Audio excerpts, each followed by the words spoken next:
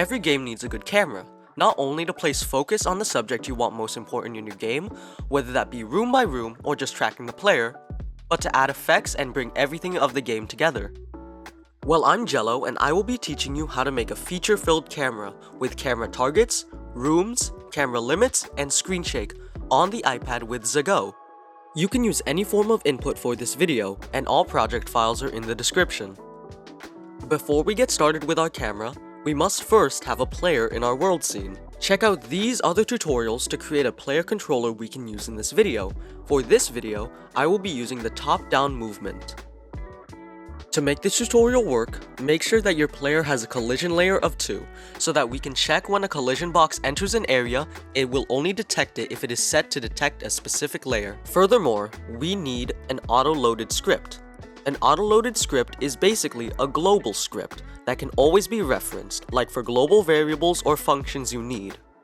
So in your files, go to the folder where you want your auto-loaded script, and create a new script, call it global, and save. Now into your project settings, open up this drop-down menu and you will find the option Auto-Load. Press New Auto-Load and press the file icon and navigate to your global script. Set Expose as Global and then we can continue. Now that that's completed, go back to your world scene and create a new camera 2D node. Hold down on it and select Save Branch as Scene and save it to whatever folder you want. I'm picking my camera folder. Now open your camera scene, and we will be enabling some properties. First, positional smoothing, so whenever we change positions of our camera, the camera will not just teleport, but actually move to that position smoothly. And second, we want to have limit smoothing, so when our camera changes limits, those said limits don't force the camera to teleport, but ease into a new position. Now that we have that, let's begin. For this camera, you want to focus on different things, whether it be an NPC when talking to it, or the entirety of a room, or just your player. This system will be dynamic, so that we can switch between targets and even add secondary targets. Now click the Create Script icon, and let's begin. Let's create two onReady variables that will be at the core of our camera target system. The first will be at onReady var main target node2d and setting it to null. Second will be onReady secondary target node2d and also setting that to null. We are using the colon, then node2d, so that when we set our variable to something new, it must always be a node2d. Can't be an int, or a bool, or a float, or anything that isn't originating from a node2d. Now our player is a character body 2d, which originates from a node2d, so it can be one of our targets. Now create a variable called target distance, which will be the distance from our current main target to our secondary target. But right now we are just setting it to 0 since we don't have any. Now create a function called setMainTarget with property of target, which will also be a node2d, and inside, set your main target to target. Now do the same thing with the function setSecondaryTarget. And finally, create a function called removeSecondaryTarget, and inside, just set secondary target to null. Now, to call these functions from any point in our game, go to your global script and add these three signals that we can call. Signal new main camera target, signal new secondary camera target, and signal remove secondary camera target.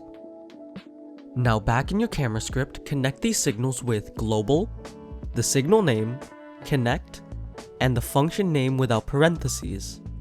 This is so when we call the global signal from another script, it will be detected and run the function the signal is connected to. Now create our physics process function, which runs every frame of our game. So, if our main target is not null, and is actually a node, and if we don't have a secondary target, then we will set the camera's global position to our main target's global position. Else, if we don't have a main target, but we do have a secondary target, then we set our main target to the secondary target, then set the secondary target to null right after.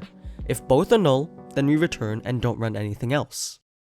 Now under that, do if secondary target is not null, And here we will place the camera between our main target and our secondary target so both are in focus. So to do so, set our target distance to be equal to our main target's global position dot distance to our secondary target's global position, all divided by 2.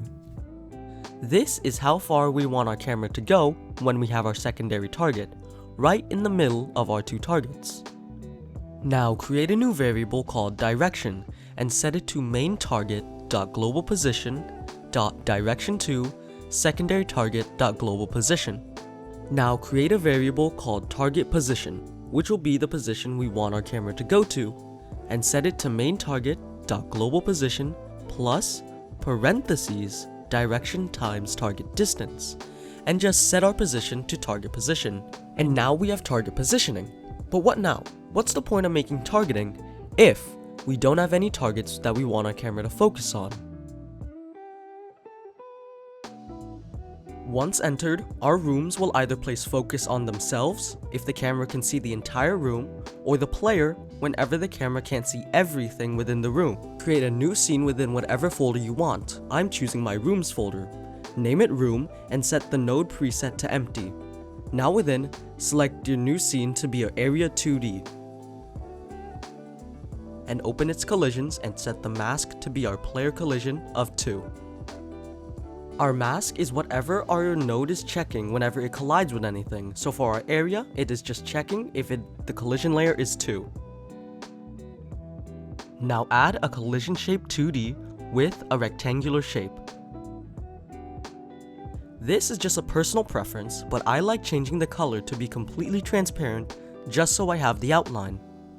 Now create a new script. First, reference your collision shape.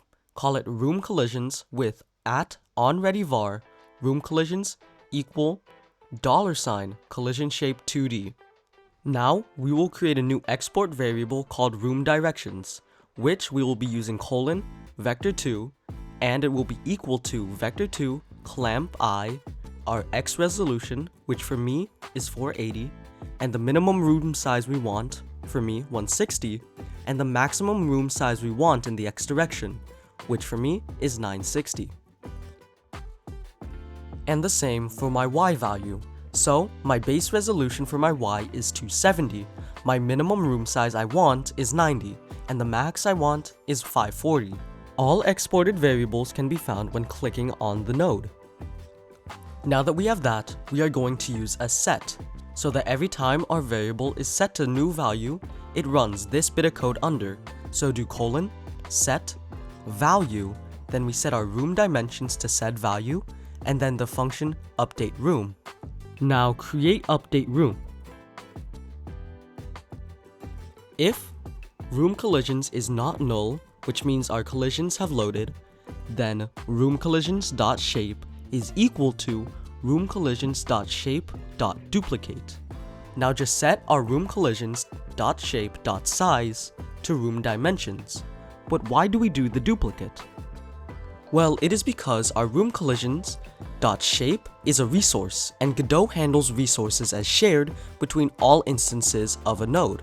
So every time we modify this, for this one node, we are modifying every room's collision shape since they share the same resource. So by duplicating it, we are essentially making it its own new resource. And now, just call update room in your ready function, and you should be good to go. But what if we actually want to see our room sizes, because they don't change right now when we change them in the editor? Well, that's when @tool comes in. When placed at the top of one of our scripts, it makes it so that the script is running in the editor while we work. So once we add that, Close and reopen our scene. and now when we make any changes, it updates since the script is already running. But what's the point of all this if it doesn't change anything when our player enters it? So select your room node, and within the signal functions, which is the second tab in the properties menu, select body entered, and it will automatically create a new function for you. This will detect whenever our player enters the room. So within this function, create a new variable called viewport and set it to get viewport rect.size. This will be the measurement of our resolution/viewport and be comparing them to the room dimensions. If the room dimensions are less than or equal to the viewport, then it is a room that the camera fully intakes, meaning that we don't need to move the camera, so we call global.emitSignal new main camera target with the parameter of self. This will be giving this room as a target for our camera. If the room is bigger than our viewport, then we'll be calling the signal, but with the parameter of body, which is our player, because remember, we set our collision layer to only ever collide with the player.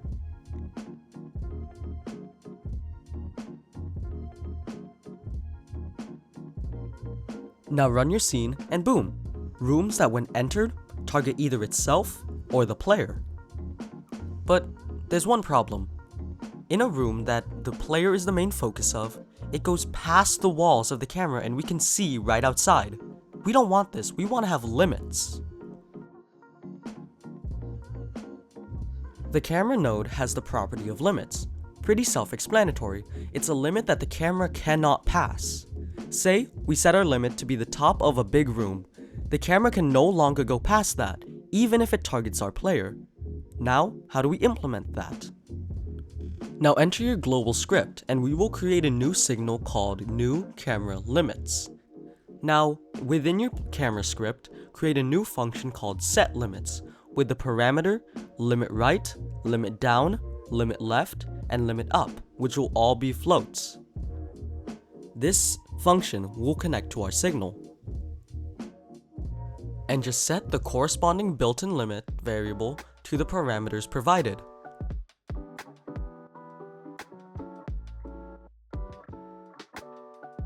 Now every time we call this function, it will set the camera limits to be whatever we decide as the parameters. Now in your room script, where we compared our room dimensions to our viewport, if the room is less than or equal to the viewport, then there is no need for a limit because the camera is stationary.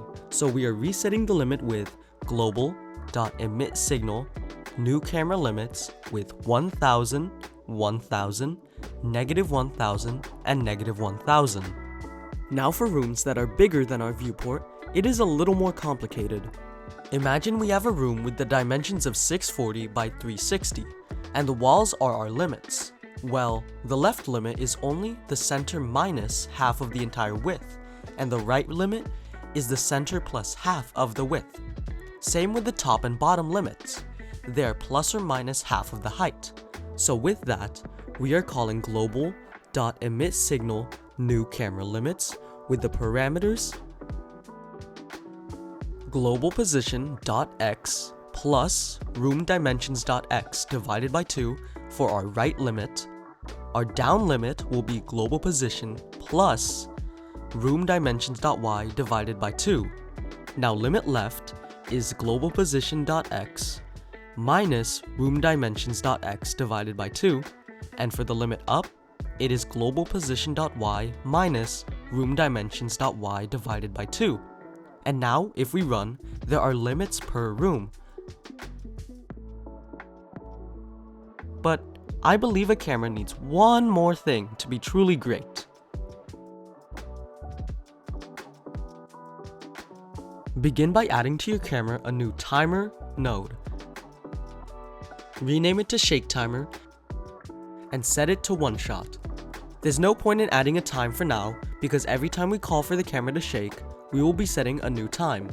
Now in your script, reference your shake timer by using @onReady shake timer equals $shake timer and create a new variable called shake intensity and set it to 0. Finally, create a new variable called default offset that we are just setting to the offset when our script first runs.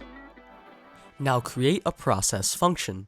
This is different from our physics process, since that runs by physics frames, and this will run by every rendered frame. We will be using tweens to offset our camera rapidly every frame to give the illusion that it is shaking. Within, create a new variable called shakeVector, which will be the direction our camera offset will be. Set it to vector2 rand f range -1 to 1 times shake intensity, and the same thing in the wide position. randef_range gives us a random float value between two values, and since we are multiplying it by shake intensity, it will give us extremely random directions and power of our offset each frame.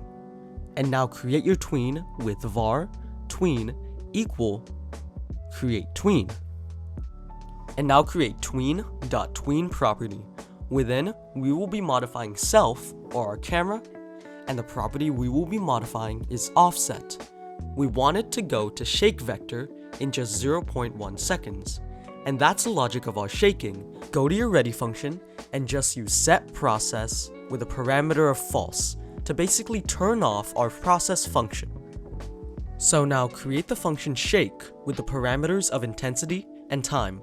We will be setting our shake intensity to intensity and setting our process to true to turn our process function back on. Then start the shake timer with the specified time wanted by using shake timer.start and our time. Now to stop shaking, we go to our timer node, then to node functions and connect its timeout signal. Inside the new on shake timer timeout, set process to false, and create a new tween to bring our camera back to its original offset with tween equals create tween, and setting its tween parameters to self, offset, our default offset, and 0.1. Now to activate our screen shake, we will be adding a signal to our global script with signal screen shake.